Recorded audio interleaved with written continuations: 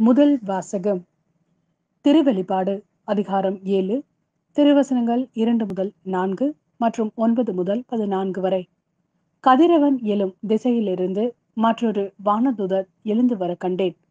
வாழும் கடவுளின் முத்திரை அவரிடம் இருந்தது.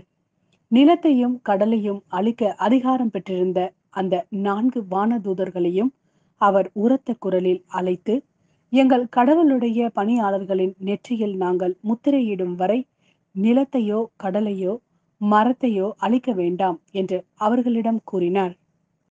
முத்திரையிடப்பட்டவர்களின் எண்ணிக்கை பற்றி சொல்ல கேட்டேன். இஸ்ரேல் மக்களின் குலங்கள் அனைத்திலும் முத்திரையிடப்பட்டவர்கள் 1,44,000. இதன் பின் யாராலும் எண்ணிக்கையிட முடியாத பெரும் திரளான மக்களை கண்டேன். அவர்கள் எல்லா நாட்டையும் குலத்தையும் மக்களினத்தையும் மொழியையும் சார்ந்தவர்கள். அரியணைக்கும் ஆட்டுக்குட்டிக்கும் முன்பாக நின்று கொண்டிருந்தார்கள். வெண்மையான தொங்கல் ஆடை அணிந்தவர்களாய் கையில் குறுத்தோலைகளை பிடித்திருந்தார்கள்.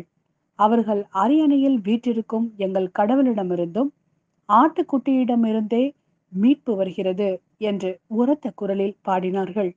அப்பொழுது வானதூதர்கள் அனைவரும் அரியணையையும் மூப்பர்களையும் 4 உயிர்களையும் சூழ்ந்து நின்று கொண்டிருந்தார்கள். பின் அரியணை முன் முகம் குப்புற விழுந்து கடவுளை வணங்கினார்கள். ஆமேன். புகழ்ச்சியும் பெருமையும் ஞானமும் நன்றியும் மாண்பும் வல்லமையும் வலிமையும் எங்கள் கடவுளுக்கே என்றென்றும் உரியன. ஆமேன் என்று பாடினார்கள். மூப்பர்களுள் ஒருவர், வெண்மையான தொங்கலாடை அணிந்துள்ள இவர்கள் யார், எங்கிருந்து வந்தார்கள் தெரியுமா என்று என்னை வினவினார். நான் அவரிடம், என் தலைவரே, அது உமக்கு தான் தெரியும் என்றேன். அதற்கு அவர் என்னிடம் கூறியது, இவர்கள் கொடிய வேதனையில் இருந்து மீண்டவர்கள். தங்களின் தொங்கல் ஆடைகளை ஆட்டுக்குட்டியின் இரத்தத்தில் துவைத்து வெண்மையாக்கி கொண்டவர்கள். இது ஆண்டவரின் அருள்வாக்கு.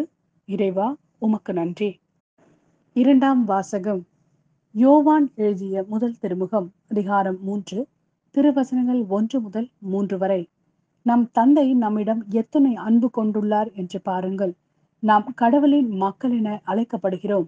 கடவுளின் மக்களாகவே இருக்கிறோம். உலகம் அவரை அறிந்து கொள்ளாததால் தான் நம்மையும் அறிந்து கொள்ளவில்லை. என் அன்பார்ந்தவர்களே, இப்போது நாம் கடவுளின் பிள்ளைகளாய் இருக்கிறோம். இனி எத்தன்மையராய் இருப்போம் என்பது இன்னும் வெளிப்படவில்லை. ஆனால் அவர் தோன்றும் போது நாமும் அவரை போல் இருப்போம். ஏனெனில் அவர் இருப்பது போல் அவரை காண்போம். அவரை எதிர்நோக்கி இருக்கிற அனைவரும் அவர் தூயவராய் இருப்பது போல் தம்மையே தூயவராக்க வேண்டும். இது ஆண்டவரின் அருள்வாக்கு. இறைவா, உமக்கு நன்றி. மத்தேயு எழுதிய நற்செய்தி அதிகாரம் 5, திருவசனங்கள் 1 முதல் 12 வரை. இயேசு மக்கள் கூட்டத்தை கண்டு மலை மீது ஏறி அமர அவருடைய சீடர் அவர் அருகே வந்தனர். அவர் திருவாய் மலர்ந்து கற்பித்தவை. ஏழையரின் உள்ளத்தோர் பேறு பெற்றோர், ஏனெனில் விண்ணரசு அவர்களுக்கு உரியது. துயருறுவோர் பேறு பெற்றோர், ஏனெனில் அவர்கள் ஆறுதல் பெறுவர். கனிவுடையோர் பேறு பெற்றோர், ஏனெனில் அவர்கள் நாட்டை உரிமை சொத்தாக்கிக் கொள்வர்.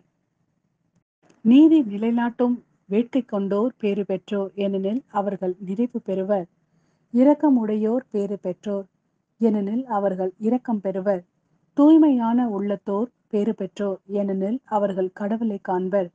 அமைதி ஏற்படுத்துவோர் பேறு பெற்றோர், ஏனெனில் அவர்கள் கடவுளின் மக்கள் என அழைக்கப்படுவர். நீதியின் பொருட்டு துன்புறுத்தப்படுவோர் பேறு பெற்றோர், ஏனெனில் விண்ணரசு அவர்களுக்குரியது. என் பொருட்டு மக்கள் உங்களை இகழ்ந்து துன்புறுத்தி உங்களை பற்றி இல்லாதவை பொல்லாதவை எல்லாம் சொல்லும் போது நீங்கள் பேறு பெற்றவர்களே. மகிழ்ந்து பேறு வகை கொள்ளுங்கள், ஏனெனில் விண்ணுலகில் உங்களுக்கு கிடைக்கும் கைமாறு மிகுதியாகும். இவ்வாறே உங்களுக்கு முன்னிருந்த இறைவாக்கினர்களையும் அவர்கள் துன்புறுத்தினார்கள்.